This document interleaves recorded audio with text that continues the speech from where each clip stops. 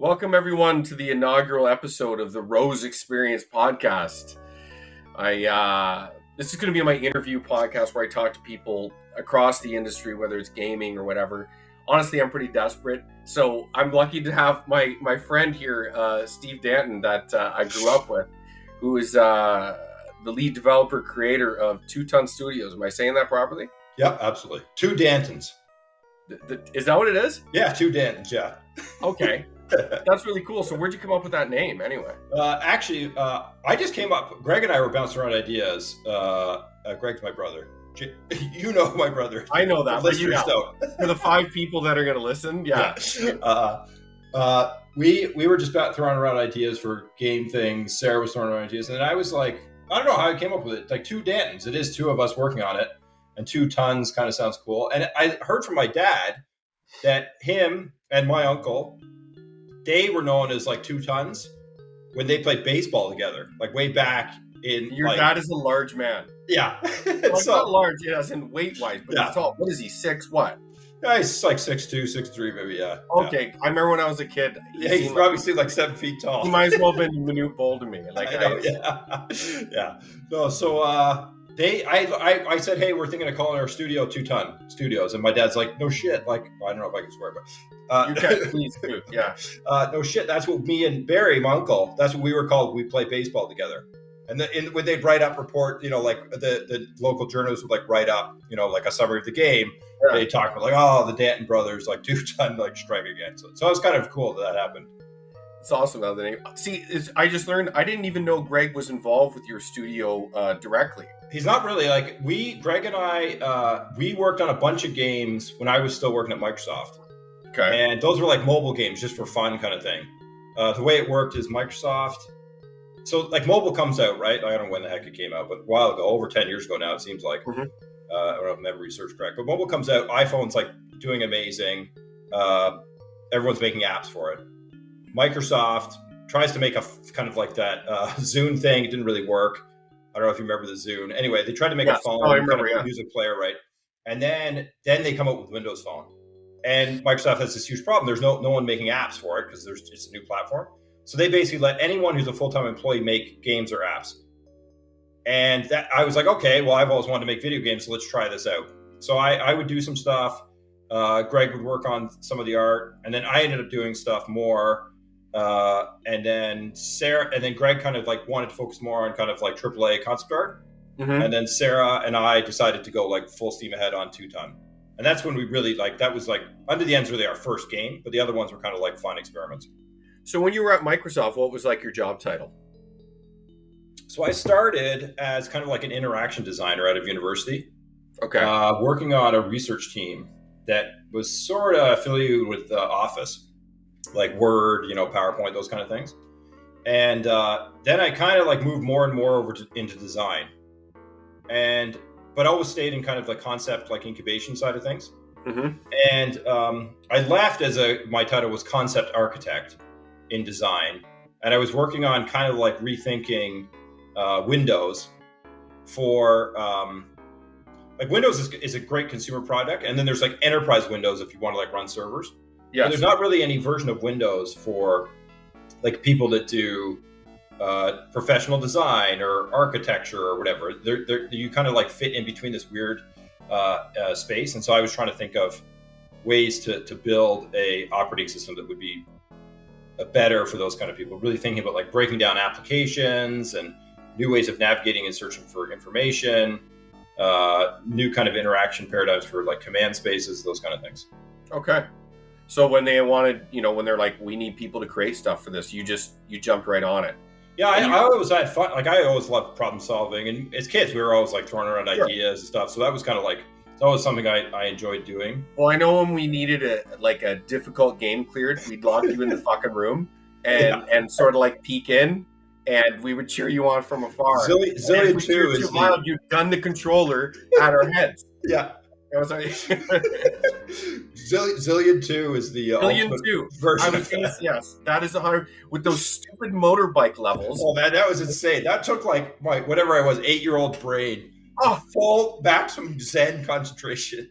Like I don't think anyone Dark Souls, whatever. Right. Those games are hard. No, these games were destroy your life, Oh, yeah. cripplingly difficult. Yeah. With no, and when you were done, there was no creases, there was no bonfire. You No, were just nothing. going to start over. There was no even Yeah. checkpoints. Yeah, it's crazy, man. Yeah. Yeah, like that's why, trial by fire ship. That's what we did. No, absolutely. I love those days of games. And actually, like I find nowadays it's hard, it's hard for me as like growing up in that what I consider kind of the golden age. When you see people, 100%. Kind of complaining about games being too hard and stuff. Like I am all for like as many people playing a game as possible. That's cool. Absolutely. Yeah, 100%. But I think you I'm also for design decisions being made. Yeah, exactly. You have to have some, respect some integrity of the designer.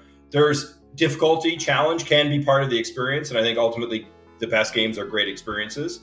And humans are weird, right? Like if you give them options to make things easier, they will. Like I remember as kids, you had those like cartridges or whatever, and you'd hack a game and you'd be like God mode and stuff. Yeah. And it's like cool for like an hour or a couple days. But it's not as rewarding. It's everything out of it, yeah. Yeah, it's not as cool as like they're gonna say, "I'll listen to these boomers talking about hard work and perseverance." Exactly. But it's true though. When if I beat something hard and I actually earned it, like I felt like I accomplished something. Yeah, no one 100%. really cared, but I cared. No, but if I did it the easy way, then you know what I mean. Like I could cheat all day long. I could looking at a GamePro magazine. I know most people don't remember what those are, but whether it was a Space Harrier cheat or something to that, or with infinite lives, like.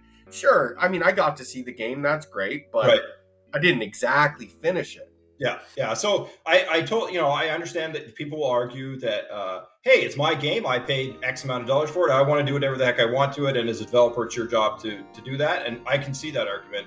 But I also think there's an opportunity for developers to say, we designed it this way. We kind of designed difficulty levels. Like Dark Souls does a good job of that, like giving you difficulty capabilities within the context of the gameplay experience. It doesn't give you like settings to like slide, how much health a boss has. And I think there's something to that. And I guess more than anything, like, although games don't need to be for everyone, it's okay to have games targeted for certain people. God, I couldn't agree more. I don't know. It's a tough issue.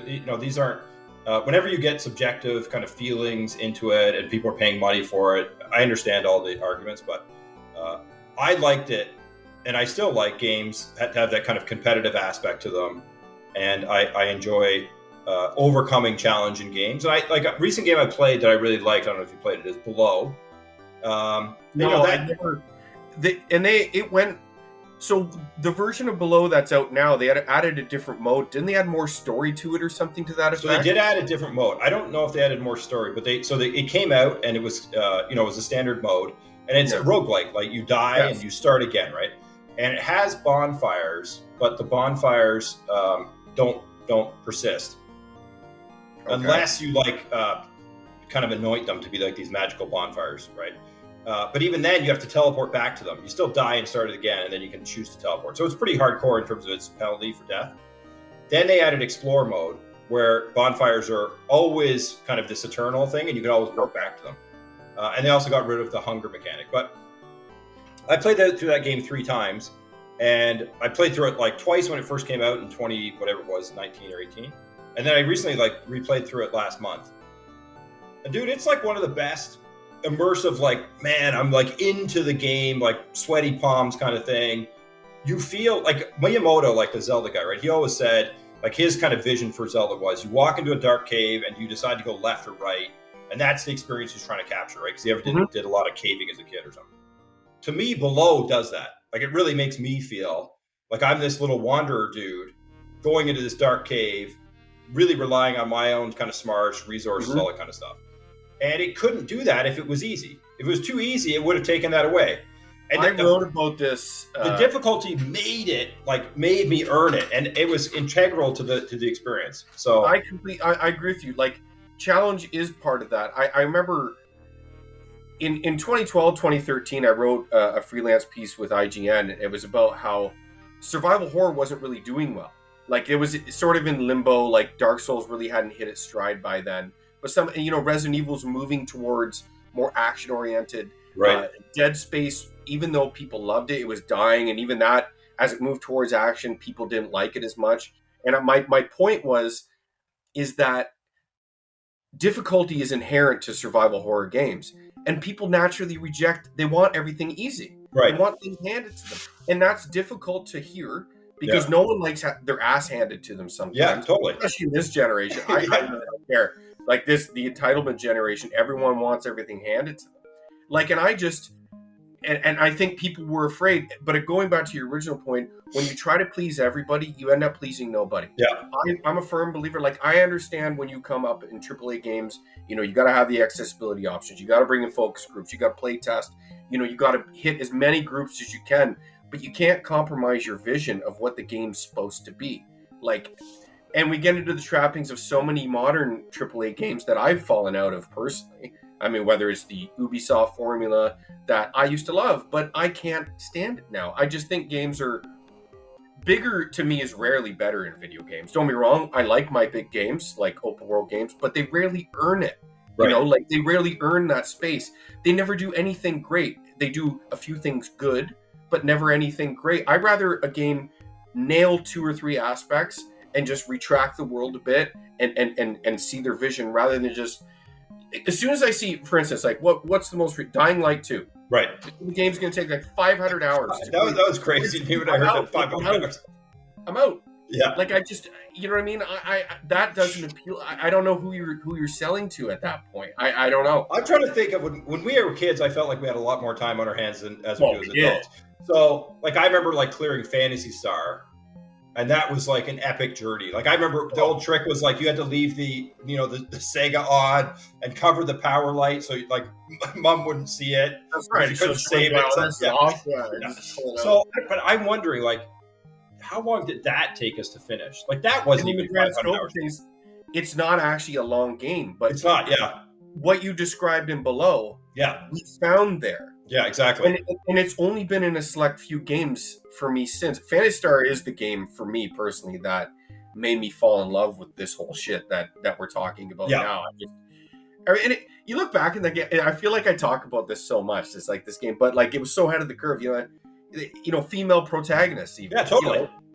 Alice, like one of the first. What was that? 1987. Yeah, crazy, right? Yeah, and now if you did that, that would be like this big thing. Everyone would be talking about it, and that's controversial and stuff. But that game, dude, I replayed that game. It's out now on Switch. They redid it on Switch, it's like a redo, like with updated graphics. And it has like a map now, a map maker on it. Because you remember, like we'd have the graphical D&D graph paper playing through that thing with a map. And I was like, wow, we actually did this without this thing. It's still hard, even with this, you turn on the map. But we did it without a map. And like that is just awesome. It's really awesome. There was no game facts. There was no power picks and things of that nature. We just did it like our own head. And then there was false floors in some of those dungeons. Oh, dude, it was nuts, man. And like the art was pretty simple. So like that last dungeon that was all gold, it basically just is like the walls are identical the whole way through. The only thing you could really remember is like it's a left turn, right turn. Yeah. That was crazy. Yeah, I know. Ludicrous. I will say one thing. Greg and I talked about this a lot. Is that what you just mentioned? There's no kind of game magazines or the walkthroughs or anything. Also, when we got a game, it's like that was the game we were playing. Sure. So we played a lot of bad games, but we'd play through them. And then when we played good games, we played through those too. But you had this kind of, I think you had a much more well-rounded perspective on what gaming was. And you appreciated the things you had, so you would stick with them a bit more and find those kind of diamonds in the rough. Whereas you have so much selection now. Yeah. And you're also, it's weird, you're as new kind of game designers and game developers come up, their opinions are often biased by the masses. So they're getting force-fed into like, play these things. They're rated really high, play these things. Mm-hmm. And there's less chance they're going to find kind of those nuggets. That's right. That we would have found because that was all that was available.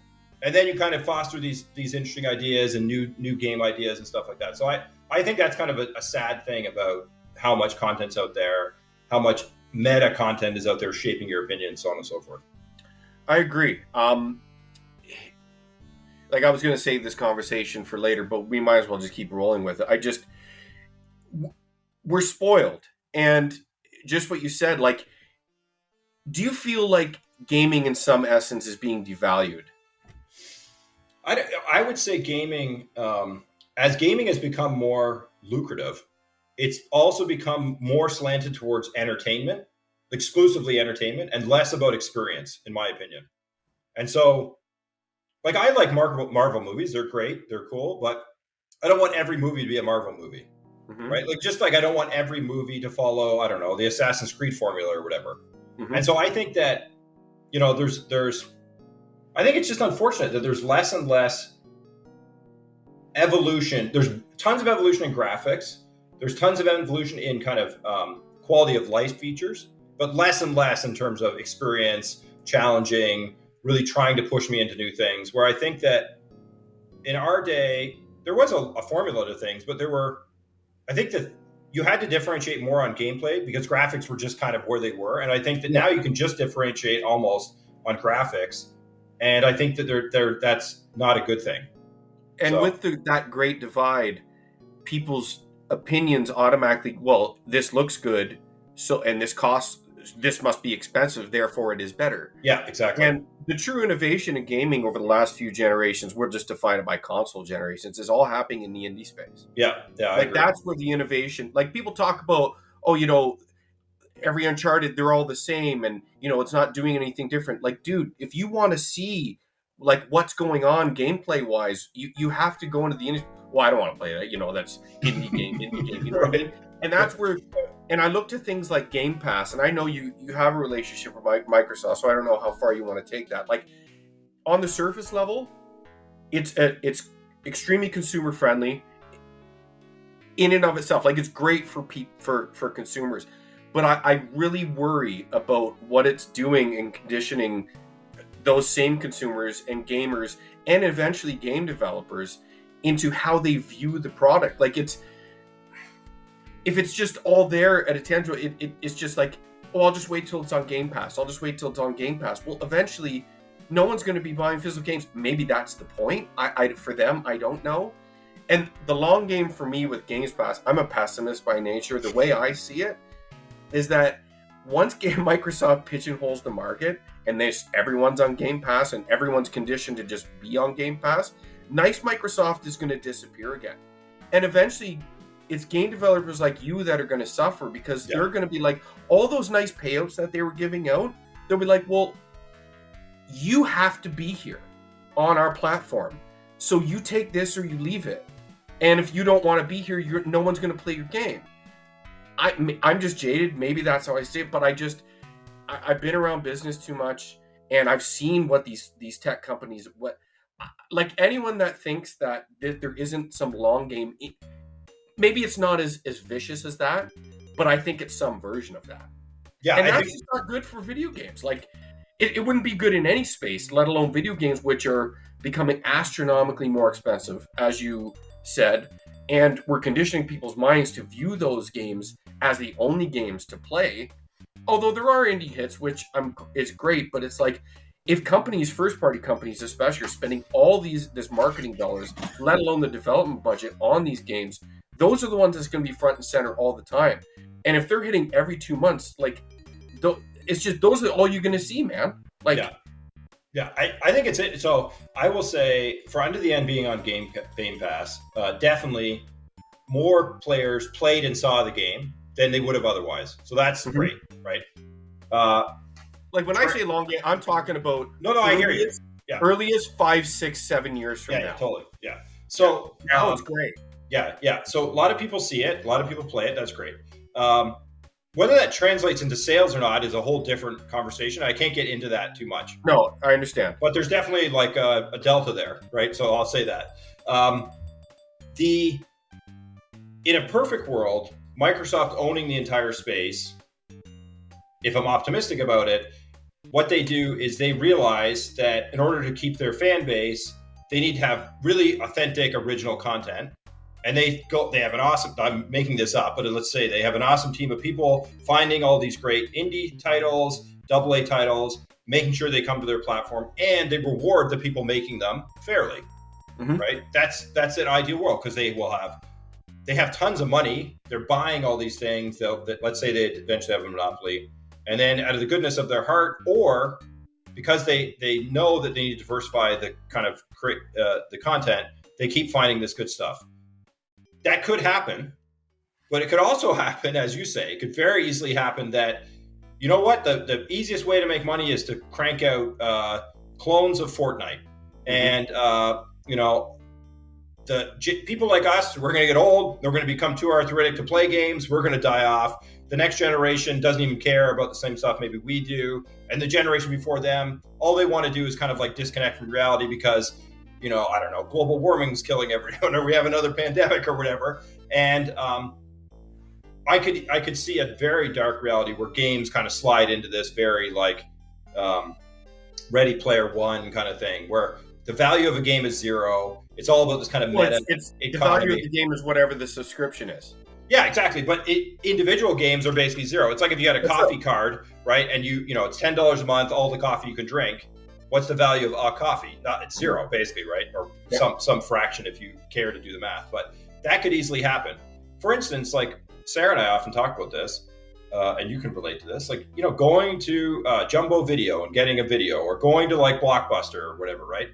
Like that was a cool experience of paying $5.99 to rent a video or whatever it was. I miss it. Yeah. I know there's some people that say, "Oh, I'll never miss that." Me and my wife, her name's Raquel. We used to love that. On a Saturday night, we'd just go there. Sometimes we'd be in there for 45 minutes. We'd screw around in the aisles, maybe chuck a piece of popcorn at each other, and we'd settle on two movies maybe we cared about, maybe we didn't. And it was fun. Oh, totally. And now, like I don't have that, right? And also, if I had to rent a Netflix movie for $5.99 every time I watch something on Netflix, I would not do it. Now, even me, like someone who really valued that experience, the value of a movie to me, or a show that I can like stream serially and kind of veg out for like 8 straight hours, has gone down to zero. And so if that happened there, it's possible and likely it'll happen elsewhere. And that's what that's what I see. That's worrying. And I don't, you know, like, I don't know it's a worrying time for sure. Definitely. And I worry about studios like you, 100%, at 2TON and 100 like, and I know it's good now. I listen to the guys at Drinkbox talk. Again, they can't talk numbers, but you know what Microsoft is doing to allow these guys to get in with minimal risk is great. I mean, it's not that easy, but you know, I mean, they're open to conversations. But I just see an eventuality where this all ends, and then eventually the take it to leave it attitude comes along, because if they have the market cornered and it's a subscription and no one else cares about the physical or even the digital product purchased individually, they're just going to be like, well, you have to be here. This is what we're going to give you. Take it or leave it. That's it. But we'll see. I will say the people I do know over there, and I don't know a ton of people, the people I know over there do really care about games. I do really care about indie games. If they stay there and they continue to have an important voice within kind of the collective, then I think indie games and niche games will still be a thing and they'll be rewarded. However, if they get pushed out, you know, then that will be a problem, right? And then we can get to this space, you know, we're you know, the kind of the less optimistic space. It's so hard to tell with these things, right? Like the pendulum will swing one way and then it'll swing back. And like if Microsoft just does one kind of game or pushes everyone out, there will be kind of like a backlash. And so I hope it lands somewhere like Netflix. Like I think Netflix has a pretty good catalog of like niche stuff and then also kind of mainstream stuff. Yeah. I don't know anything about how TV show and movie creators on Netflix are compensated. Maybe they get paid really poorly. I don't know. From the sounds of it and what little I know, I don't think that's true. You think they get paid okay? I think they get paid pretty well. Like if you're in a Netflix deal, like maybe if they pick up your content and you're outside of the Netflix umbrella, like afterwards, it's like, hey, we'll throw you something. Maybe those deals are different. But if they book you to do a Netflix movie or a series, I think you get paid really, really well. So that's good. I mean, if that model can be applied to the Xbox world or Game Pass world, that's great. That's great for it is I mean, then people like Sarah and I have to compete with a huge audience, and there's a smaller number of people you have to impress, right? So that's hard. It's maybe not as free market as like just putting it out on Steam, but even that, you know, it doesn't always work, right? Like Steam has, I think I read someone talking about there's 330 or 300 titles released every day. Yeah. And 10,000 a year or some, you know, and then so you're like, it's probably, So you got 10,000 titles a year. I mean, that's a lot of games to go through, and Steam, you know, can only do so well, and so a lot falls. I don't know, man. I mean, and I know there's back end algorithms that determine, but visibility is a big problem. Huge with any of this stuff. I've always been of the mind that there should be curation Mm-hmm. on the level.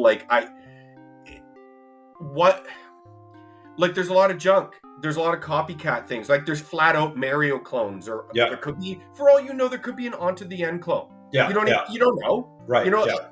and then it's allowed. Where's the quality? I'm not talking about, we don't need a Nintendo stamp of approval here, or the silver war, but Right. someone has to be saying, like, I remember this was a conversation even in the PlayStation store. There was a game, Life of Black Tiger, that came out. The game ran at like 5 frames a second, and Wow. it looked like dog shit. Yeah. And people are like, why would this be allowed on the store? Like, Yeah.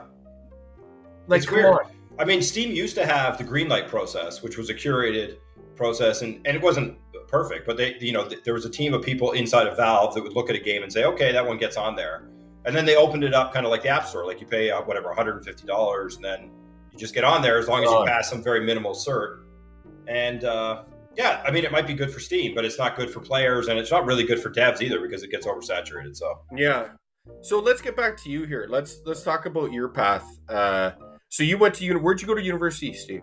University of Western. Oh, you did go to Western, okay. Yeah. And I had no idea what the heck I was doing at school. I was doing political science and psychology because I was just like, my buddies went to university.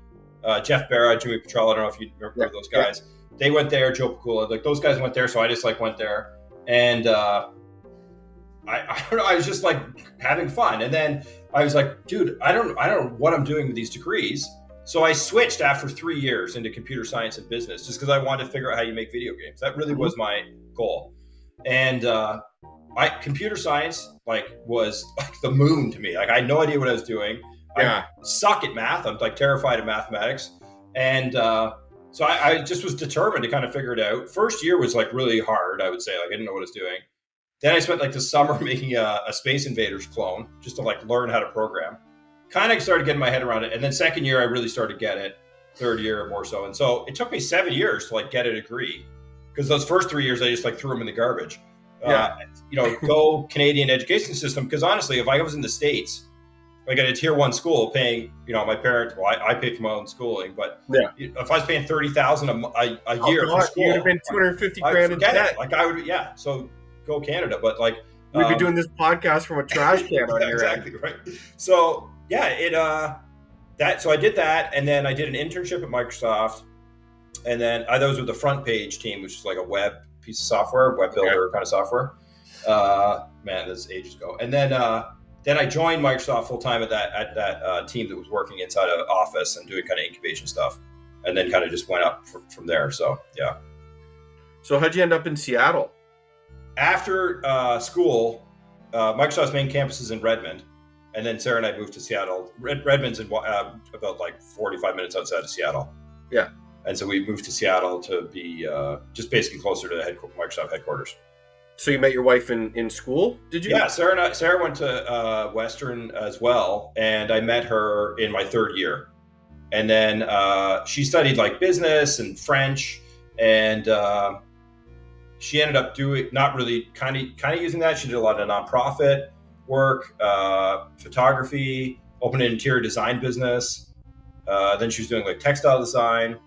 And then around 10 years into Microsoft, and when Sarah was kind of sunsetting her interior design business, we decided to like take a big leap and try and make games together, which was kind of an experiment, to be honest. We're just like, hey, let's try and do this. And, we've done some cool stuff kind of in a more conventional way. We wanted to travel, work on our laptops, and see if we could kind of be inspired by our travels and make games.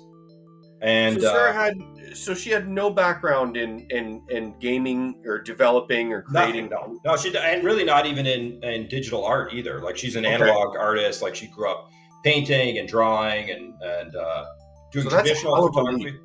Yeah, it's she has a great eye. She's very naturally artistic, and so we both ended up doing a lot of the artwork on it at the end. But our skills really balanced each other out well. Like I like kind of fiddling in the little stuff and kind of geeking out on small details and making up like little worlds and stuff. And Sarah's much better at like kind of seeing the overall direction and kind of homing in on like the essence of a scene or the overall composition or something. And so we balance each other out well. But dude, the first year we spent it in Europe, like living with friends and renting like really cheap Airbnbs. We made about 7 different game prototypes, and threw all those out. Like none of those really made it, but we learned a lot. And I think naively we initially came out and we're like, okay, in 6 months we'll have a beta or like an MVP kind of alpha, and then we'll get a beta, and then 2 years we'll have a game. And it didn't work out like that at all. I think the biggest realization was that your imagination is way more powerful, at least it was for us, than your ability to like render something, program something, animate something. And so you'd make stuff and it was kind of cool, but it just didn't feel great. And so you're like, okay, we got more to learn. Yeah. Yeah. So what were you using? What were you developing on and creating on that? So I was using Unity as the engine, and then programming language to C#, and then I was animating. Have you played Mark of the Ninja? Yeah, I love it. So Mark of the Ninja uses an animation style that they actually use Flash, but what they do is like they take a character and they break it down into parts, like a hand, a forearm, upper arm. So it's all flat, but they draw it in a way that looks kind of sort of 3D. Yeah. And then you can kind of animate the different parts and pose it and then transition between them. They kind of mastered it by Mark. They'd done Shank before that. Shank was similar. What's the studio? Clay. Clay Entertainment. Yeah. KLEI. That's right. Exactly. Yeah. Okay. So they really mastered Mark of the Ninja. To me, Mark of the Ninja is really brilliant. I think it's a masterpiece. I think it's an excellent game. Yeah. So we did our animation like that, and then rendered all the actual individual pieces in Illustrator. And that was really the workflow. Yeah. That's great. Yeah. So by that, was Greg, your brother, involved by then, or was it just you two? No. So that Greg and I only did mobile things. So we did a game called Ninja Boy. I did a game called Akiak, which was about a penguin that could skate and like shoot hockey pucks. And very Canadian. And then Greg and I did a game called Flying Heads, which was about, it was kind of like Fruit Ninja, but like with a dwarven guy who had a shotgun and he had to like juggle these skulls. And then Sarah and I did a game called Beware of Horns. It was like for a Flappy Bird game jam. Okay. And then those were just like kind of fun experiments. Like Ninja Boy did well. It was actually #1 on the Windows Phone, which is not saying much because Windows Phone I don't know how many users they had, but not anywhere near as many as iPhone. But it was the #1 game. What was the inspiration for Ninja Boy, or was it just something that Ninja Boy was just this dumb idea I had where imagine you're a little kid and your grandmother gives you a pair of like magic shoes, and you would put the shoes on, you turn into a ninja. And he kind of like, we used to do this. You and I used to do this as kids. Like Greg and Ryan and you and I would do this. Like, you make forts and you like play war and all this kind of stuff. And I was just like, wouldn't it be cool if like that really came to life, And so they put these shoes on, and then his bunk beds and everything turn into like, a dojo. And then it, like the outdoors is like this, fortress he has to assault or whatever. So that was the inspiration for Ninja Boy. And it was all puzzle based. It was like a tilt based game. And you could like karate chop, and you had to jump over tripwires and like avoid guys and stuff like that. That was fun. When I heard Ninja Boy, I remember the game we used to play, Kung Fu Kid. Oh yeah, exactly. How many like harken like with that? Yeah. Oh man, we used to lore the shit out of that. Remember when you get to the tournament at the end where you had to fight like 8 of those back to back to back? Yeah. Remember we used to talk about that time. Oh, it was the best, man. Yeah. No. So I did those, and then kind of, I think the success of Ninja Boy made me think like, hey, I could actually do this. Or maybe I could do it. Like, it's worth giving it a try. Yeah. And then that's kind of what led us to do it. But yeah, we threw all those out. Then we came back. I went back to Microsoft, actually. Like, I left Microsoft for a year. Basically, I was a sabbatical. Went back for a couple of months and then left again. And then after leaving again, we started on Under the End, which at that time was called North. Okay. And then another indie company came up with a game called North. And so we switched the game to Under the End. Okay. Yeah. And On to the End, when did that come out? Was it 2 years ago now? It last Christmas.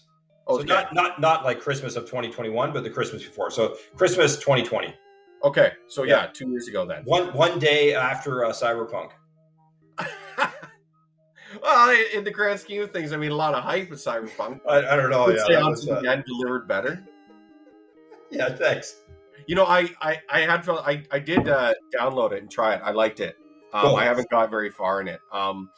Like your inspiration's obviously for it, gameplay wise. It takes a lot of Souls inspiration. Yeah, we try to capture like Souls mood, but not mechanics. Is kind of how we thought about it.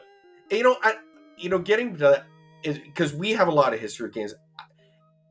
everyone says Souls, but it's like, it's not like Dark Souls and Demon Souls came up with hard, arbitrary gameplay and canned animations and things of No, that yeah. nature. Like, it's just everyone wants to give something a label and stick with it, I guess. But I mean, it gets too much credit for what it does, I guess, to me. Yeah, to me, Dark Souls. Well, one, I think I don't know if we were on the air or not when you were talking about this, but Dark Souls, when it first came out, didn't do that well, right? Like Demon Souls, Dark Souls, they Yeah. were like very flat, right? Like in terms of sales, and they were okay, but they weren't like the sensations that they are now, right? Not out first. Demon Souls actually, it had a long tail. Like, I remember a guy I follow, Colin Moriarty. Like, I bought Demon Souls when it first came out because it reminded me of the games I used to love. Yeah. And I got it day one. And I remember I played it all the way up to Flame Lurker. And I was like, man, this game runs like shit. It's kind of bugging me. And I just sort of fell off of it, but I liked it. And then, you know, I started hearing the buzz again on the podcast I was listening to. And it's like, this is a masterpiece. This game's like a 10 out of 10. And I'm like, okay, I played that game, man. Like, what am I missing here? And then I remember some outlets, it just dropped. Some didn't even review it. Yeah. At the beginning. Yeah. And then it just, I mean, Demon Souls, it's just a matter of fact, that was a Sony PlayStation exclusive, and they didn't even pick up the license. So that's why they ended up making Dark Souls with Namco Bandai, right? So, yeah. So, like, to me, what you're talking about, how it reminded you of the games you used to play, that to me is what made Dark Souls special, is that it was at a time when games were increasingly going away from kind of like that what we style. described earlier, yeah. And instead, Dark Souls, Demon Souls, Dark Souls took a chance on like, no, we're going to kind of like do the old school stuff. It's basically Metroid, right? It's really just Metroid with like a new skin on it, like the little chambers you save in, that's a bonfire and all this stuff, right? And so they doubled down on that. And to me, that's what makes it really special, is that they had the courage to do that. Now, they also do like their level design is kind of like inspired by Zen Garden design, and like they do a lot of cool stuff, and I think it had a cool aesthetic, and it's scary and creates the right emotive thing. So I think it does a lot of good things, but that was what really made it special to me, is that it took a chance. It was the right game at the right time, for sure. Because like you described what I think a lot of, you know, gamers were looking for. They were sort of sick of that, and it did one thing really. It trusted players. Yeah, absolutely. It trusted them. We were having tutorial. Even Miyamoto was creating like insane tutorials in Zelda games at that point, and we weren't trusting people to figure things out. We were holding their hands through everything, and it's like, you know what? People aren't this stupid. Yeah. Now we're kind of reversing it a bit, and we're going back to that. But I like to think, although people increasingly, you know, dissuade me from this, but I'd like to think people aren't this stupid. They can figure shit out. Yeah. But, no, I agree. So, like, with Unto the End, Sarah and I tried to be honest, our goal was to capture what it feels like to be in a sword fight. That's what we wanted to do. Mm-hmm. And to try something different with 2D. Like, a lot of 2D games are very fast and button mashy and stuff like that. So we want to try and do something with different with 2D. We really didn't want to, like, copy Dark Souls. That was really not our intention. We liked the mood of Dark Souls. We definitely took a lot from that. We probably took more mood from Below, to be honest. Okay. If you play Below, you'll kind of get a sense of that. And then we really wanted to tell a story about an average guy like Little Mac in Punch-Out. Yeah. Kind of overcoming these overwhelming odds, and have a bit of a commentary really on killing in games. That in a lot of games, you know, every enemy is there for the purpose of you to kill. And in Unto the End, you can skip every fight. And like skip meaning you can bypass without actually killing things. Okay. And then every creature there in the world like has a reason for being there. They're like, you know, looking for like, I don't know, bones or something. They're there to trade. They're there protecting their lair, whatever. And the player is kind of like is going through this journey that's in full flight. Like the world's going. The player is not important. The hero that you control, the father, is not important. Like he doesn't save the day. He's not integral to the world. If he wasn't there, very small part of the overall. Yeah, if he wasn't there, nothing. You know, everything would still be going on. And to me, that's what makes a cool game, because games are this interactive medium where your actions can actually form a story, and that's what I kind of like about game storytelling. Like that's what I actually like a lot about Below, and even other older games like Another World or Out of This World, depending on how you came across it. So, Unto the End actually ends, like spoiler alert, with you as an old man kneeling under a tree, and your family doesn't come out to greet you. And it really is a contemplation on like, okay, so what would you do if you got when you're old and you're a warrior? How would you regret the decisions you made? Would you be happy that you didn't help the innocent, or you maybe killed the weak? And that's kind of what we tried to do with it. But it's all very subtle. Like we trusted players to the utmost, like Max. There's like very little help, very little tutorialization in kind of the classic pop-up kind of sense. Right. Mm-hmm. We try to do everything like kind of old school, like Mega Man style, where you like show someone something and let them kind of figure things out on their own. And some people love that and some people don't. Some people feel there's not enough quality of life features and, it doesn't hold your hand enough and guide you enough. And that's kind of the double-edged sword of being on a Game Pass, because your breadth of character players is so broad, right, that you get people with all sorts of skill levels. And so that can work for and against you. Well, that was going to be one of my questions. Like, did you get a lot of pushback with that mentality or that design? Not from Xbox. Xbox was great about like. Oh, sorry, just from players. Oh yeah, it's Under the End's very polarizing game. Like it's interesting. Like two of my favorite games that have come out in the last 5 years. Rain World, which is like a 2D game. You play this slug cat, and I've never heard in the middle of the ecosystem. You can kill and capture some things, but you're pretty vulnerable. And, it's much more kind of slow, and you're kind of planning routes, and you're always trying to get out of danger. That game, like, reviewers thought it didn't have enough quality of life stuff. It was too old school. That's one of the best, like, survival experiences I've ever played. Like, that's just, once you get into it, it's like a brilliant game. And then Below, too. Like, I think, same thing. Below got, like, hammered for, like, being too hard, being too unforgiving. Again, if you give it a chance and you see what the designers were trying to do, like I'll give you one example in Below. So in Below, there are two things that you can encounter early on. One, there's a rope that is strung across the ground. And if you run quickly, you'll hit the rope and you'll trip, right? Okay. And then the other thing you'll find is there's these spike traps on the ground that if they pop out of the ground, if they hit you, that you die, okay? So what a lot of people think is, one, that rope is stupid because it slows down the game too much, and two, the spike trap is unfair because it kills me too quickly.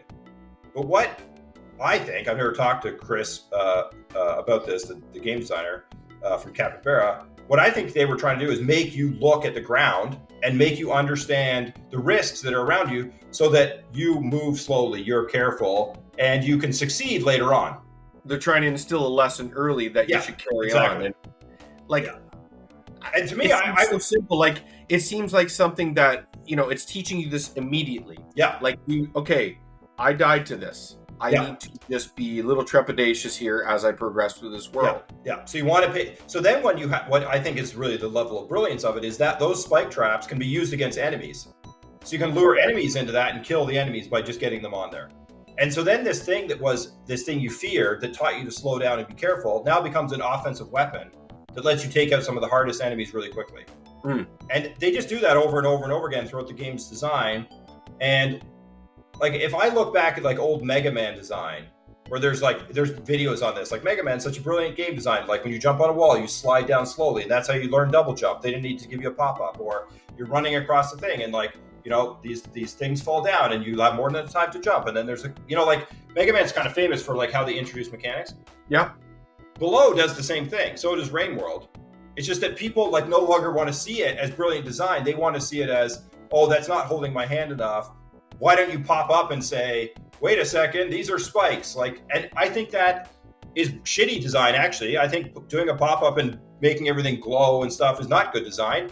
I think that it is immersion breaking, and so Sarah and I really rejected that aggressively, and yeah, some people love it for that, and some people don't. So it's kind of, we knew that. Like, we knew going in what we were doing, but yeah, and you were aware of it. You weren't oblivious to it, and you made a conscious decision, like we talked about. You trusted people. Yeah, exactly. I mean, I'll call the Mega Man comparison. I agree with you, and it is it's a masterclass in design and teaching a player, but also in the era of early Mega Man, it didn't have, like, the games around it were doing sort of the same things. They were trusting the player.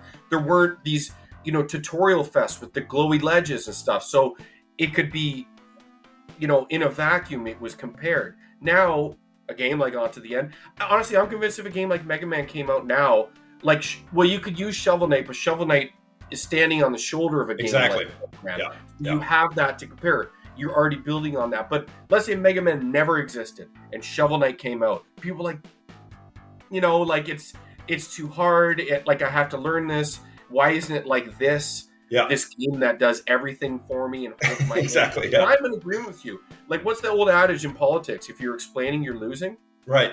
Why doesn't that apply to the games? Yeah. Like if you're explaining literally everything now, some tutorials I don't mind at all. Like, right. Some games are so mechanic heavy. But it's not about the tutorial in essence. Just like a Marvel movie or a DC, like the origin stories have been done to death. But there's a way you can do them good.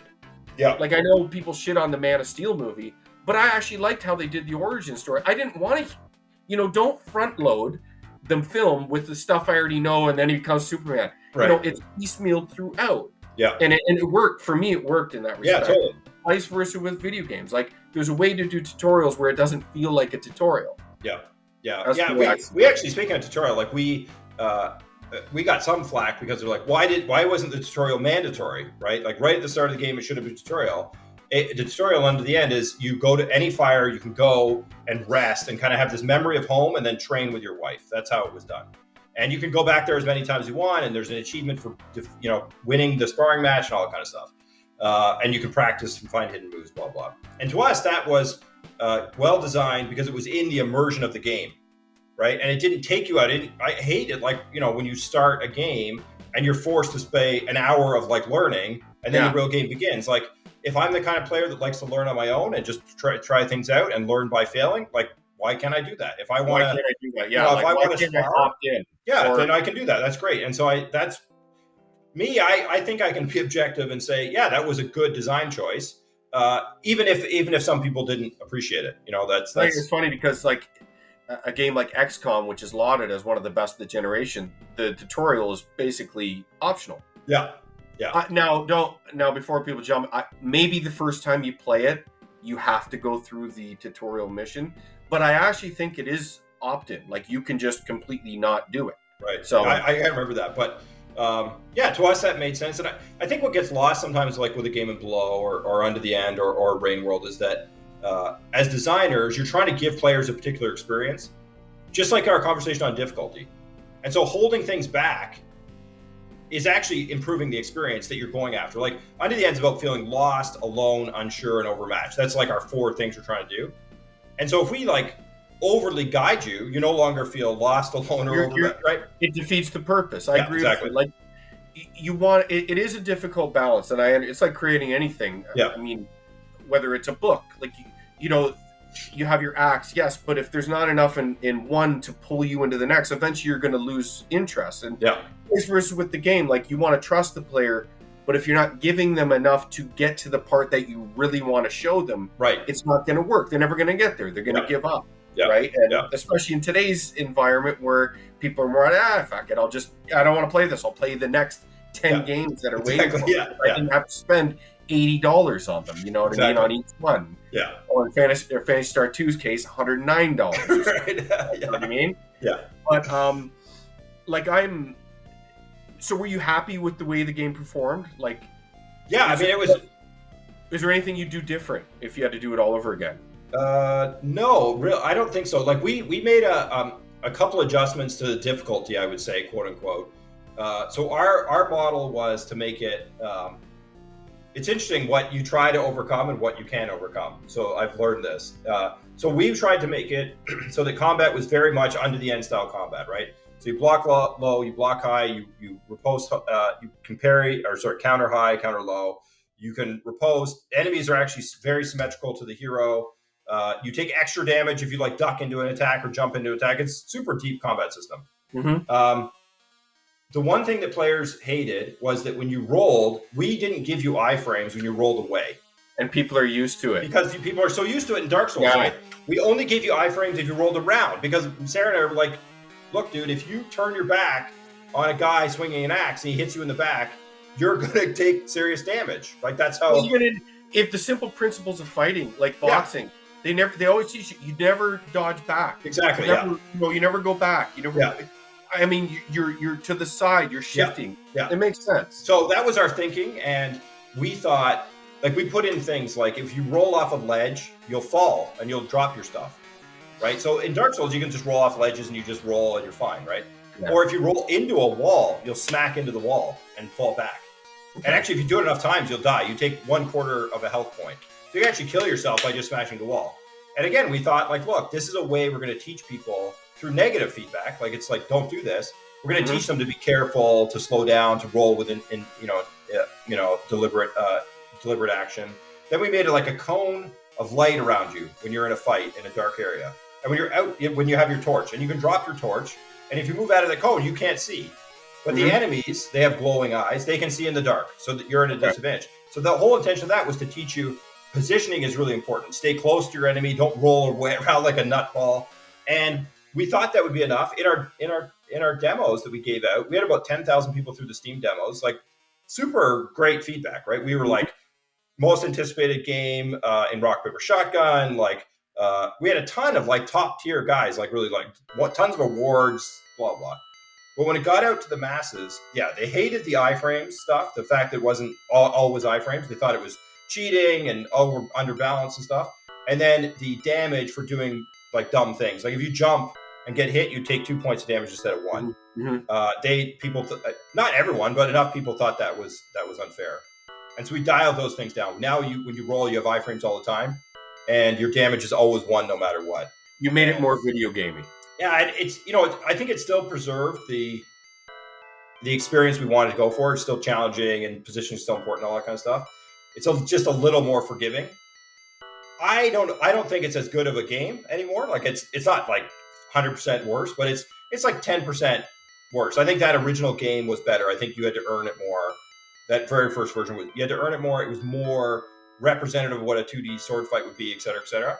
But you kind of learn these things. You learn that no matter what, like Dark Souls, ingrains in you. This is how rolling works, and you can't change that, right? So I respect it. Like, and I think every creator who makes something that they truly care about, they believe in something, and it's hard to let go. But eventually, sometimes you have to compromise, even if you feel it isn't the right thing. Right. I mean, sometimes there is a hill.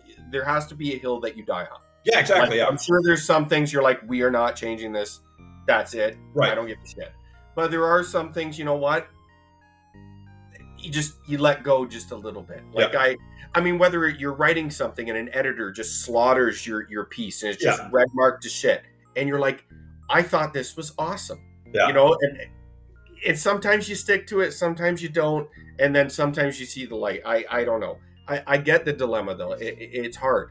Yeah, I would say one thing we didn't like. I felt strongly that Sarah and I both did. I think that bleeding in the game was important to make you feel like the battles were consequential. So unto the end, if you take too much damage, you get down to 1 health, you're actually bleeding. And if you don't do anything, like you don't apply herbs, or you don't drink a tonic, or there's some items you can use, you don't use those, you'll bleed to death and die. Yeah. And when you're bleeding, we don't give you save points. You don't get like auto checkpoints. Like Under the End doesn't have bonfire. It does have fires, but those aren't checkpoints. You have checkpoints like Inside or Limbo. And so when you're bleeding, we don't give you checkpoints. And that means if you die, you'll go back to the last time where you had more than 1 health. I see. And so we do that, one, to encourage you to actually get better at fighting, so you defeat guys. But also, so you don't get like save locked. Do you remember Wise? Yeah. Where that one room you'd go in and your health would drain, and if you didn't go to the right thing, you would get like save locked at that point. You'd have to restart the whole game. So we didn't want to save lock you. And we also didn't want to, a lot of games will just cheat and say, well, when you get to a checkpoint, the next time you play, you come with full health. But then that broke us out of the immersion of the journey of the father and the opportunity, dude, to struggle and get to a fire when you're like falling to a knee and you're obviously dying, and then you get to a fire and you heal yourself. Like, that's an awesome experience that you don't get in many games. I get it. And to us, that was worth it, And so, yeah. I get it completely. I really, really do. I mean, I'm going to get back. With the baby and stuff. Oh, dude, no worries about it. Like, I just wish there was. I remember like growing up, just wait, you'll have no time. I was like, whatever. And that's honestly, Steve, Greg will probably tell. Although Greg is, so how old are you? You're 43? Yeah, 44. 44. 44, yeah. Yeah, and I'll be 43 this year myself. Right. Greg's 42, yeah. Yeah, and he's 42. So we were always sequential like that. Right. And Greg will tell you, because I mean, he's got young ones too. Having children late in life is hard because, and I'll tell you why it's hard. Because you're selfish. You've learned to be selfish. All that time, all that money, you've done it forever. You did it till you're almost 40 years old. So like when you have kids young, you don't know what you're giving up. You're not ingrained in it. You just like, you do it now. You're like, oh my God, like I can't, like me and my wife talked about, do you remember like 3 years ago when we just come home from work and do nothing? Yeah. Like and that wasn't even good enough then. Now we're like, I would kill for an hour just to, like, you know what I mean, in normal time. But I hear you, buddy. Greg, before we get into what we're doing next, what's next for you guys, you, Sarah, and Greg? Is it just you three? Just me and Greg. Sorry, just me and Sarah. Greg does it. Greg kind of will give us feedback, but it's really just Sarah and I that run 2TONStudios. And then we have a sound designer in Italy. His name's Francesco. Okay. And then for Under the End, we had a music guy in LA. Johnny. Did you know these people, or were they just contacts that you sort of? Johnny, I met through Twitter, and he just liked kind of a random idea. It was like a science fiction game Sarah and I were working on when we were in Europe, actually. And then Fran, so we had an audio designer named Victor that was working on Under the End. He left, and now he's working on Baldur's Gate 3. All right. His buddy was Francesco, and so he connected us with Francesco, and now Fran and I and Sarah work together really closely, and we're still very much in touch with Johnny. So it's really Sarah and I, and then Fran and then Johnny are key parts of it too. But Sarah and I run 2TONStudios and do all the art and design and all the work to make the games. I can see what's going on behind you. I like it. Thanks, man. In terms of what's next, we got a couple projects on the go. One is game related, but not a game. So it's kind of focused on player community and engagement with player communities and kind of understanding player communities. And so that's like a startup kind of idea that I've been working on for about 6 months now. So we got some funding for that, and we're kind of super early days, but that's something we're trying to get off the ground. And then we have 2 different game ideas we're working on. One, I can't tell you much about it, but one is science fiction based, and one is very much not science fiction. Those are super early too. So nothing really concrete. I don't even know if those games or the startup will make it, past the next 6 months. But yeah, most of last year we spent a lot of time kind of interacting with fans, kind of recuperating a bit. And finishing Under the End was an insane amount of work. Very tiring. A lot of all-nighters and crazy hours and stuff.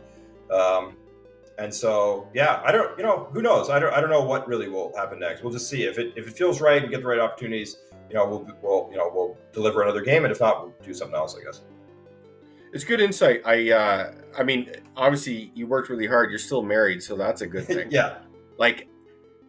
If there was one hint you could give to aspiring gamers, I mean, I know every journey is different. Look at you you love video games. Who doesn't today? But it's and I know there's a ton of people out there who are just I would love to create a game. Although it is easier than ever now to get out there. It's easier than ever to create, podcasts or music or whatever, which is a good thing. But the world is full of good ideas that were ever unrealized. What is some advice you would give to aspiring game developers or something like that?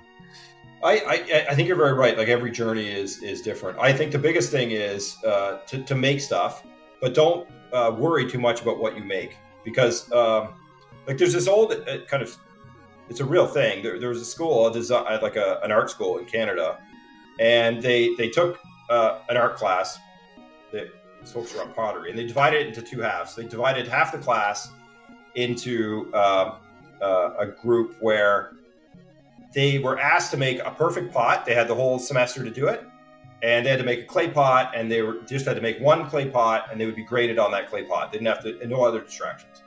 The other half of the class was told, don't worry about how the pots look. Just make as many pots as you can. We'll put them on a scale, and whoever has the most weight will get the top grade, and then down from there, right? And don't worry about design or any of that stuff. Just make as many pots as you can, put them on the scale. So at the end of the semester, it was really interesting. The half of the class that was asked to just make pots by weight, they made better design pots. They held water. They made more variations. They were more creative, et cetera, et cetera. The half of the class that was asked to just make 1 perfect pot, most of them didn't finish the pot. pots were leaky, they did very uninspired design, et cetera, et cetera. And so this is very hard to do in practice. But if you can, like, make stuff and then send it out there and then make more stuff, because that's really the only way you really seemingly as a human get better at stuff. Like, even if you can do it by iterating on your own thing and throwing it away and building it up. And some guys do that, and you hear of indie games that come out and they're like, I worked on this game for 7 years, but I think it's better to just do things, keep them small, don't overwork, don't stress about them too much, get them done, share them with people, and then do more stuff.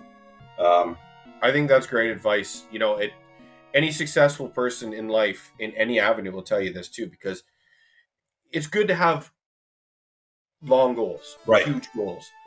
But if you don't have stuff in between steps and landmarks, you're never going to hit that, because it's always going to seem so far away. Yeah. Like, you've got to never trust a man that's never failed, because that means he never tried. Yeah. All great people, men, women, they've all failed. And they've all tried to make something that hasn't worked. Every millionaire, billionaire, they never, their first idea was not their best one. Yeah. And it's just, you got to go from there. Like, I follow some game developers because I'm flirting with it myself. I'll never be a developer, but creatively, it's always been my passion. Totally. I want to do it.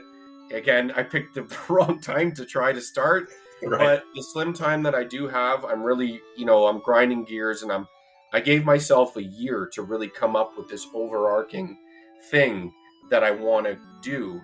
And then, like I said, the tools are out there. It's never been easier, whether I want to, Unity, whether I want to even use a tool set in Dreams. I can do things like that. Totally. And just put something together and then go from there. Like, the world's really your oyster if you really want to try and do it. And it's awesome to reconnect and to see what you've done. Like, thanks, us man. From snot-nosed punks that's 7 years old to now old geezers. And it's crazy. It is really awesome, actually. Like, not everyone gets to do this, so that's pretty cool, I think. It isn't. Yeah, like I always wanted to get back into do it, but I was in the midst of, like, Raquel was pregnant and we were moving. Like, now I'm settled in my new place and I got this entire space that no one can bug me in. And nice. I'm all set up with my shit. I insulated it all so my wife can't bug me about being too loud with the baby crying. And that's brilliant. Yeah, and I don't care who watches this stuff. I just like talking about of course, games and in any avenue, and that's really why I'm doing this. But it's awesome that we got to talk and connect. Before I let you go, I guess we might as well talk about something there. Like, in your limited time to play games, like what are you playing? Like, what was your favorite game last year, for instance? That's interesting. I didn't play. It doesn't have to be like a 2021 game. No, yeah. I would say, well, my favorite game of last year was probably, I finally finished Rain World. So I never finished it. I played a bunch of it, and then I got distracted with it to the end, and I came back and finished it. And I thought that was really great. I really enjoyed that. I replayed Below. So those are probably my two favorite games of last year in terms of playing. But I played Electhead, which is like a indie puzzle game made by a Japanese designer. Short game, like an hour and a half, probably 2 hours to play, but I really like that. I thought, did you play Inscription? It's like a card game. I haven't. I'm big on waiting. Okay. I don't play games day and date. I've learned to. I'm not a beta tester. Games don't release how they used to, and like, if I played The Witcher 3, for instance, when it came out, I would have played a shittier version than the game I played a year and a half later. You know what I mean? Yeah. Vice versa, Bloodborne. I waited. It still has issue, but I will wait and play the best version of the game. I think that's smart.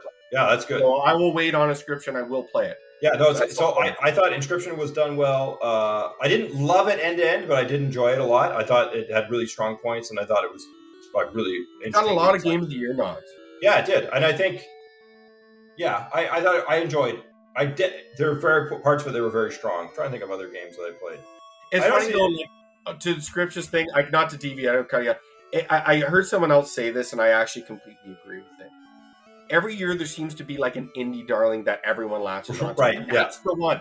Yeah. Everyone talks about. There could be 20 other games just as good that are deserving of attention. And I by no means am I begrudging them what the attention. No, sure, yeah. You know what I mean? It's just there's there's a lot of games in that space, folks. Yeah. Like you can look beyond Inscription. You know what I mean? Yeah, exactly. Yeah, I didn't play a ton of others really. Like,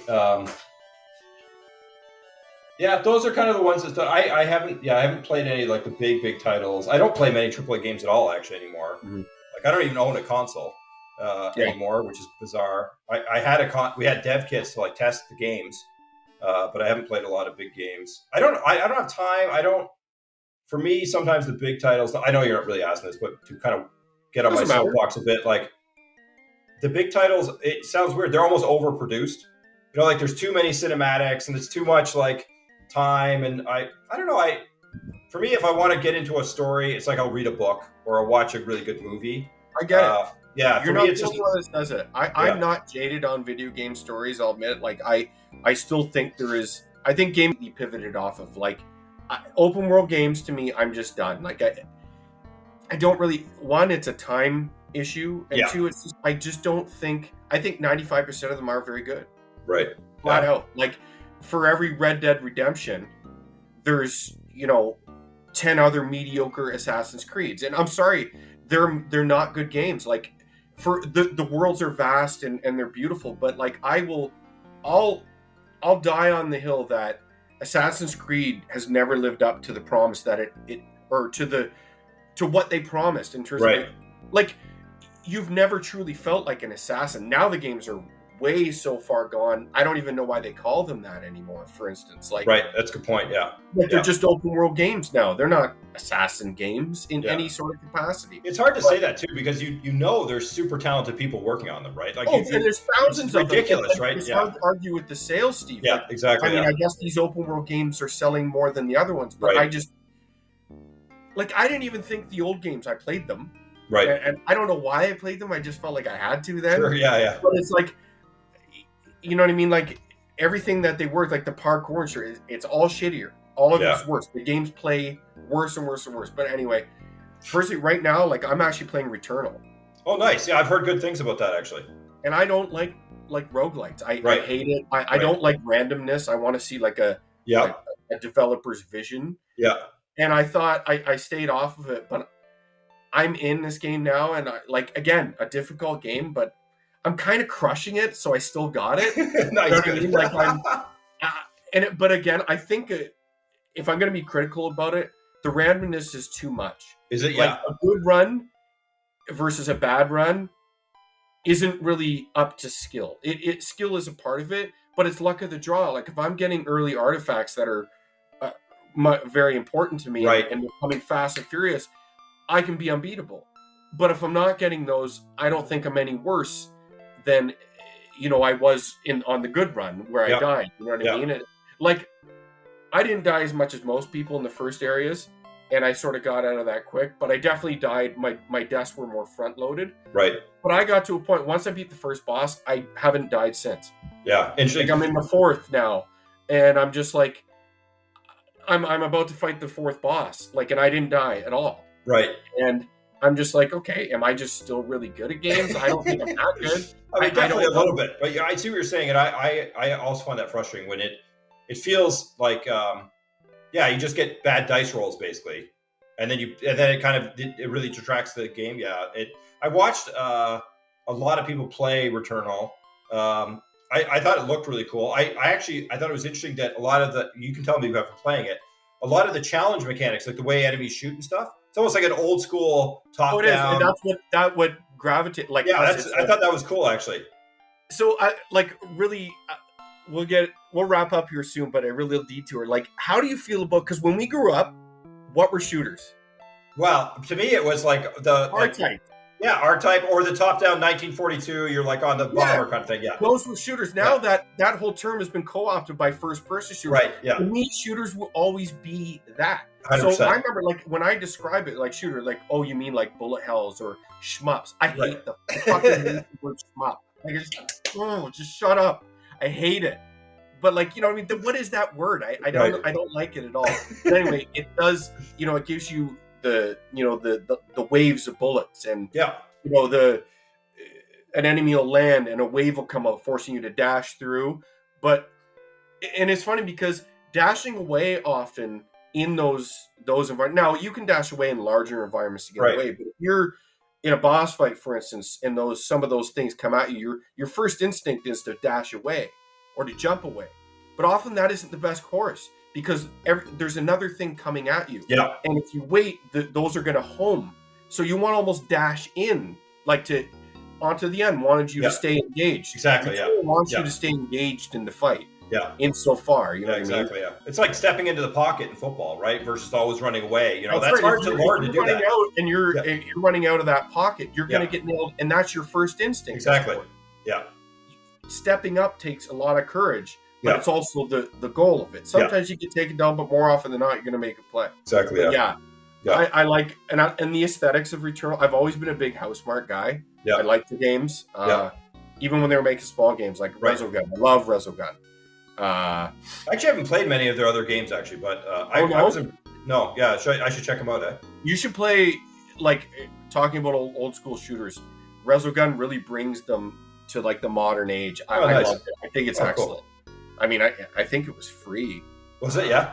Yeah, like it came free with if you were like a PS Plus subscriber when the PS4 came out. Oh, cool. It was like a free game. Right. So whatever, but yeah, I'm really enjoying that, and I mean, I buy an obscene amount. Like I'm the guy that keeps physical games alive. Like that's good, man. That's good. Collector's editions coming out of my ass, and my wife is on me all the time. What is this coming out the door? But I just buy them. My backlog is unbearable, but I'm going to keep buying them. What are you looking forward to? I'll ask you a question. What are you looking forward to? This year? Yeah. Final Fantasy 16, hopefully. Like I will. You know who you should chat with, man, is Casey Cheatham. Why, is he involved in this? No, but he's like, I still chat with Case, but he's a huge Final Fantasy fan. I don't know if he's still into Final Fantasy, but I know he was, like, growing up, for sure. Because I mean, I have him on a social media thing. I mean, obviously I haven't spoken with him. You should pick it, man. He would like to chat with you about this stuff. Yeah. And we'll definitely talk again when we have time here. But yeah, like, and I'd like to have Greg on. Like, Greg would love to chat, I'm sure. I'll connect you guys. What about you? Is there anything this year that you're looking forward to? I really want to play. So, Somerville. I don't know if you've heard of it. It's an indie game. I think so. What is it? So the guys who did Limbo and Inside, the Playdead guys. Yes. One of them, Dino, he left. I don't know what role he really had at Playdead, like whether he was the creative guy or the business guy or whatever. But he left, and he joined up with an animator named Chris Olsen, and. I remember Chris kicking around ideas for Somerville on an indie game forum called Take Source around the same time Sarah and I started Unto the End. So that's like 5 years ago now. And Somerville is that game. And so it theoretically is coming out this year.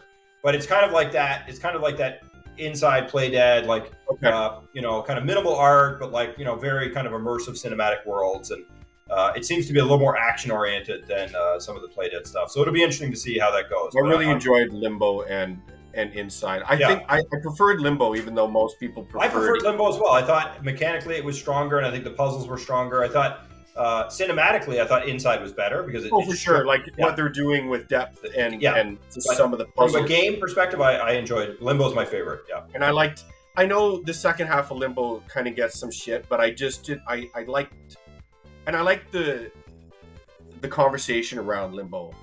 More. I'll admit, like, some of the stuff on Inside got away from me at the end. The massive blob and. Dude, I don't know. I'd love to know their real thinking because I wonder. I too, because I was like, what? I wonder if it was like, okay, we're at the finish line, guys.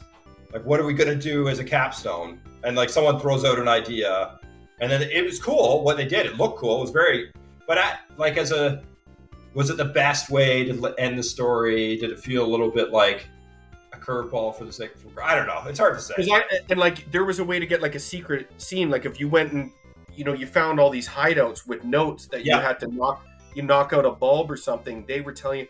I admit I like reading about things after. I never ended up reading about Inside. I would like to go down the hole because I remember the Limbo one, and I really liked that. How the junk was possibly a car accident and. It represented that, and I like that sort of stuff. I don't really know how indie this game is, but in an indie space, I'm looking towards Silk Song, like the. Oh, dude, yeah. I mean, like, so Team Cherry, I'm super looking forward to that. Hollow Knight, I loved. That's actually one of Greg's favorite games in the last like 10 years. Everyone should play Hollow Knight. Yeah, it's a great title. Like everything we just talked about, it does in spades. Yeah, and it got a lot of crap too. Actually, like it got a lot of negative. I mean, it's done incredibly well, but it got a lot of flack for how it did its maps initially. Now, if there was one gripe, it would be the maps, but I overcame it. Yeah, I think it actually. Overall, I think it enhanced it. But I do agree it was grating at times, and I found it frustrating sometimes to find that guy. But yeah, the cartographer. Yeah, I almost was like, it seemed, although I was okay with it, my tolerance for things like that I think is a little higher. And I look at it from a design perspective, it was kind of needless to make it that difficult. I agree. I don't know if it was the best decision, but so that was the big knock on it. And then a lot of people said it was not distinct enough. Like it's too similar to these other games, but I think the way they melded everything together, the art direction, the feel of it, it's one of, and getting through the whole thing is no joke. Like to get the real ending is it's difficult. It's tough. Yeah. And especially if you want to go the full way or into the DLC stuff. Oh yeah. Some of that stuff's nuts. It's no joke. Yeah. So I really like that. Like I actually put on my YouTube channel me beating the final boss. Now I didn't go through the God Home stuff, which was like the two challenges, which were even more difficult. Right, I never did that either. I mean, like I remember when I beat it, I was like, yes, like it was it was great. Totally. So Silk Song for sure. Yeah, absolutely. I don't even know if it'll come out this year. I hope it does. I played a demo of it at EGX 2019. And so it's been a long time coming because it was like pretty good, man. It was very playable. Like it was like very expansion. Yeah, I think they wanted to do a DLC, and they're like, no, Hornet deserves her own game, and so those guys seem to really know what they're doing. I mean, it was two brothers or two friends, I think, but now there are probably many more people. But sure, definitely that's high on my list. Elden Ring, I'm kind of excited, but I don't know if you're keen on that or not. I got the collector's edition pre-ordered, but again, I probably won't play that game for 7 months. Like I want the chick with the metal arm, and I want to put her right here. Nice, nice. You'll get that. So listen, I'm going to let you go. Sure, buddy. Let's do this again. Absolutely. When you have time. Maybe I can get your brother. Maybe I can get both of you. That'd be great. Dude, I would love to, man. Like this has been great. Everyone out there. Whoever listens, check out On to the End and stay tuned to what 2TONStudios is doing. I am, for sure. I'm excited. Thanks, brother. So this is going to be the end of my first episode of the Rose Experience with Steve Danton. Nice job. All right, buddy. Later.